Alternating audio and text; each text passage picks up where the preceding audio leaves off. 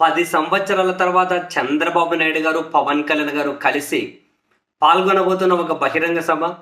భారీ ఎత్తున దీన్ని నిర్వహించాలని చెప్పి ప్లాన్ చేశారు. జన సమీకరణ చేశారు. అండ్ ఈ సభా వేదిక మీద నుండి ఎన్నికల శంకరావాన్ని పూరించబోతున్నారు, కీలకమైన ప్రకటనలు చేయబోతున్నారు అని తెలుగుదేశం పార్టీ మీడియా కొన్ని రోజుల నుంచి వరుస పెట్టి కథనాలు ఇస్తూ ఉంది. కానీ తీరా ఆ సభ జరిగే రోజు రానే వచ్చింది. ఆ కీలకమైన నాయకుల ప్రసంగాలు రానే వచ్చాయి. అవి వచ్చిన దారిలోనే వెళ్ళిపోయాయి కూడా. వచ్చే ఎన్నికలను దృష్టిలో పెట్టుకొని అయినా వీళ్ళు అధికారంలోకి వస్తే ప్రజలకు ఏ విధంగా మంచి చేస్తారు, 2014 నుంచి 19 వరకు అధికారంలోకి వచ్చినప్పుడు ఏం మేలు చేశారు, వీళ్ళు ఏం హామీలు ఇచ్చారు, ఏం నెరవేర్చారు, ప్రజల విశ్వాసాన్ని చూరగొనే విధంగా అదేంటో కానీ అటు చంద్రబాబు నాయుడు గారు కానీ ఇటు పవన్ కళ్యాణ్ గారు కానీ ఒక ప్రసంగం కూడా చేయలేదు. అంటే వాళ్ళ ప్రసంగాలు ఒక పాయింట్ కూడా పెద్దగా కొత్తదనం లేదు. అండ్ చంద్రబాబు నాయుడు గారి ప్రసంగంలో అయితే మొత్తం సేమ్ ఎప్పుడు చేసే ప్రసంగమే ఈసారి కూడా చేశారు.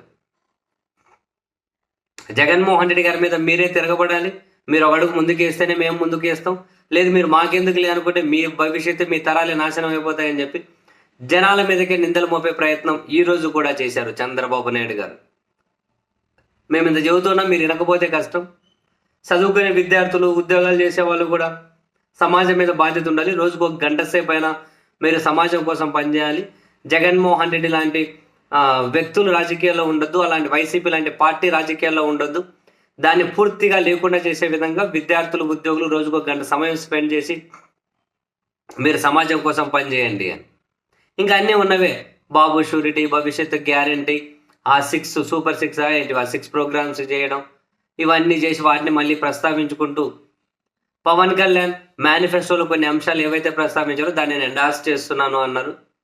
అమరావతిలోను, తిరుపతిలోను 2 బహిరంగ సభలు పెట్టబోతున్నాం త్వరలో. ఆ 2 బహిరంగ సభల్లో 7వ దగ్గర ఉమ్మడి మేనిఫెస్టోను ప్రకటిస్తాము అన్నారు బాబు గారు. అంతకుమించి ఇంకేం కొత్తదనం ఉంది?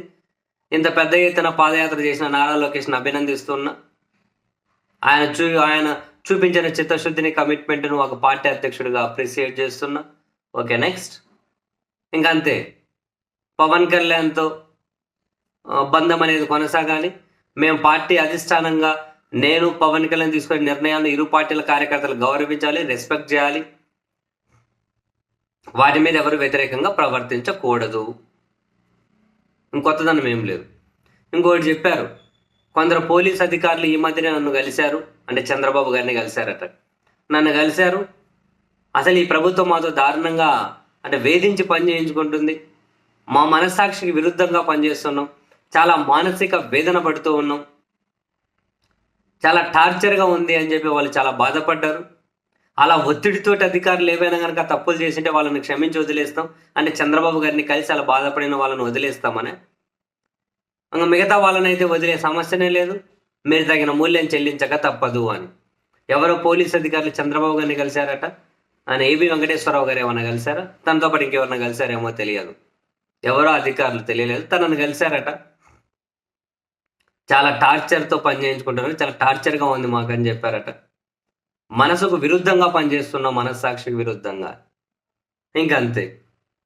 అయితే వీళ్ళను ప్రశ్నించిన వాళ్ళ మీద అక్రమంగా వేధించి కేసులు పెడుతున్నారని అన్నారు. కానీ చంద్రబాబు నాయుడు గారు తన అరెస్టు విషయం, తన జైల్లో పెట్టిన విషయం, తన కేసుల విషయం ఎక్కడే కూడా ఆ విషయాన్ని టచ్ కూడా చేయలేదు. ఎందుకంటే కోర్టు గైడ్ లైన్స్ ఉన్నాయి, ఎక్కడ వాటి గురించి మాట్లాడొద్దు అని. ఒకవేళ అలా మాట్లాడితే మళ్ళీ లీగల్గా ఇష్యూస్ వస్తాయి, మళ్ళీ ఏమైనా బెయిల్ అటు ఇటు అయ్యే పరిస్థితి వస్తే కష్టం అనుకున్నారేమో. కానీ ఆ విషయాలను ఎక్కడా టచ్ చేయకుండా చంద్రబాబు నాయుడు గారు అయితే జాగ్రత్త పడ్డారు. సో ఇంకో పాయింట్ అన్నారు, మరి మేము ఈ సభకు రావడం కోసం ట్రైన్లు కావాలని చెప్పి కేంద్రాన్ని అడిగితే వాళ్ళు మేము ఎన్ని అడిగితే అన్ని ఇచ్చారు, కానీ రాష్ట్ర ప్రభుత్వం మాకు ఒక బస్సును కూడా ఇవ్వలేదు. వాళ్ళ మీటింగ్లకి అయితే బస్సులు పెట్టుకుంటారు కదా, మా మీటింగ్లకు ఎందుకు పెట్టరు, ఈ అనుమతి ఎవరు, మేము డబ్బులు కడతాం కదా అని. ఎస్, వ్యాలిడ్ పాయింటే.